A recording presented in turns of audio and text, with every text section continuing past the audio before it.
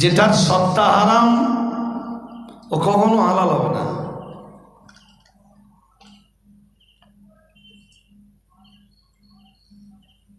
যেমন মৃত প্রাণী, حرمت عليكم الميتة والدم ولحم الخنزير। মহান আল্লাহ জানিয়েছেন তোমাদের জন্য হারাম করা হয়েছে। আমরা যেন জিজ্ঞাসা করলাম কি কি হারাম করা হয়েছে। মহান আল্লাহ বললেন আল মাইতাত, মরা প্রাণী। কোন প্রাণী বলুন? যেটাকে বিসমিল্লাহি আল্লাহু আকবার বলে জবাহ করার আগেই মারা গেছে, ওটা কি? যদি গরু হয়, বিরাট বড় খাসি মানে পাটনাই ছাগল, তবু 800 টাকা 1000 টাকা কেজি, এরপরও কি হারাম? হারাম কে বলেছেন? আমি। কালকে যেন কোথায় ছিলাম? রাত্রে জলিলপুর।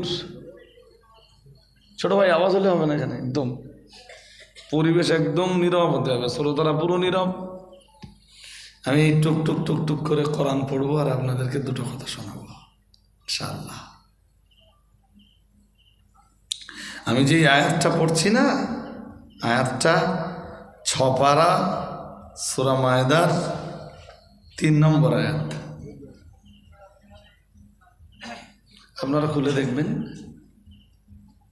হারামের লিস্ট আল্লাহ, হারামের যে তালিকা ওই এক আয়াতে আল্লাহ দিয়ে দিয়েছেন।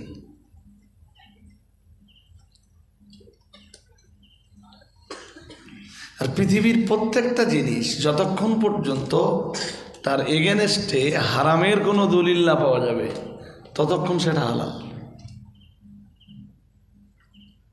আমার কথা বুঝতে পারেননি? পেরেছেন? আর একবার বলি, হ্যাঁ, পৃথিবীর প্রত্যেকটা জিনিস যতক্ষণ পর্যন্ত তার বিরুদ্ধে হারামের দলিল না পাওয়া যাবে ততক্ষণ সেটা হালাল। যেই হারামের দলিল পাওয়া যাবে ওটা হারাম।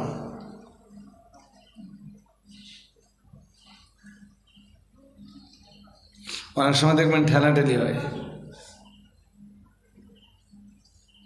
বোকার দল গোমরার দল বোঝে না একটা বিষয়। একজন বলছে হালাল আর একজন বলছে হারাম। তো যে হালাল বলছে ও বলছে তুই দলিল দে, আর যে হারাম বলছে ও বলছে তুই দলিল দে। আচ্ছা, আপনাদের তো বুদ্ধি জ্ঞান আছে, বলেন দিন কে দলিল দেবে?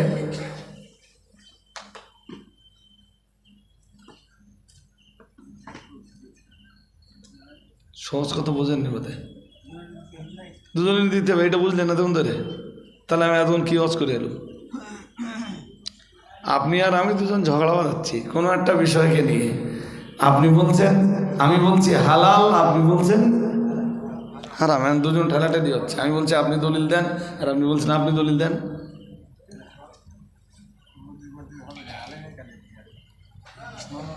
না, তার আগে মূলনীতিটা শিখে নেন। তো আমরা এরকম ঠেলাঠেলি অ্যাভেলেবেল সমাজের মাটিতে করি।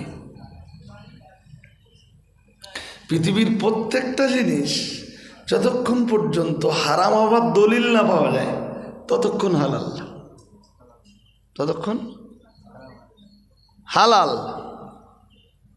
তাহলে যে হারাম বলবে দলিল তার দিতে হবে।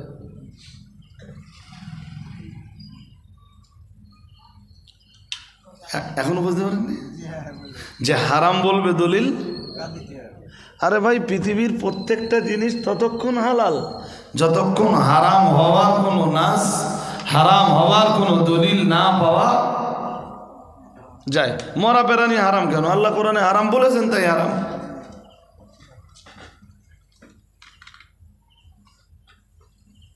আল্লাহ হারাম হওয়ার ঘোষণা না দিলে হালাল বলতো লোকে। আল্লাহ পাকের কোরআনের সূরা সূরা মায়েদার 3 নম্বর আয়াতে মহান আল্লাহ বললেন, হুররিমাত আলাইকুমুল মাইতাতু ওয়াদ-দামু ওয়া লাহমুল খিনসিরি। মহান আল্লাহ বললেন, তোমাদের জন্য হারাম করে দেওয়া হয়েছে মরা প্রাণী। আমরা যেন বললাম আর কি?